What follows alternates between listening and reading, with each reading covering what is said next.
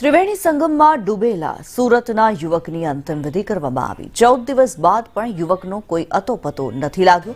યુવક ન મળ્યો છતાં પરિવારે બેસણું અને બારમું કરી નાખ્યું।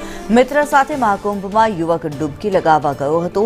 સુરતના યુવકનો મહાકુંભના ત્રિવેણી સંગમમાં ડૂબી જવાનો જે મામલો છે, પરિવાર દ્વારા યુવકની અંતિમ વિધિ કરવામાં આવી છે। 14 દિવસ બાદ પણ આ યુવકની ભાળ નથી મળી।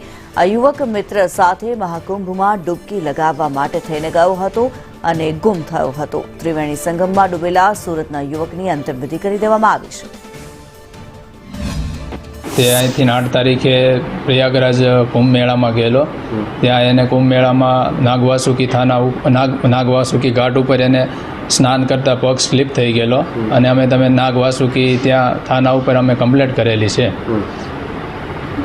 તમે કેટલા દિવસ ત્યાં શોધખોળ કરી અને હજી મૃતદેહ મળ્યો છે કે નથી મળ્યો? અમે ત્યાં 8 દિવસ સુધી એમની શોધખોળ કરી પણ અમને કોઈ એનો મૃતદેહ મળ્યો નથી હજી સુધી। ત્યાર પછી તમે શું કર્યું? અમે ત્યાર પછી અહીંયા પાછા સુરત આવીને અમે તેમનું બેસણું કર્યું અને એનું પાણી ઢોળ કર્યું અને અમારી બસ ગુજરાત સરકાર તરફથી એક માંગ છે કે અમને બોડી મળે અથવા અમને મરણ દાખલામાં કોઈ સહાય મળે।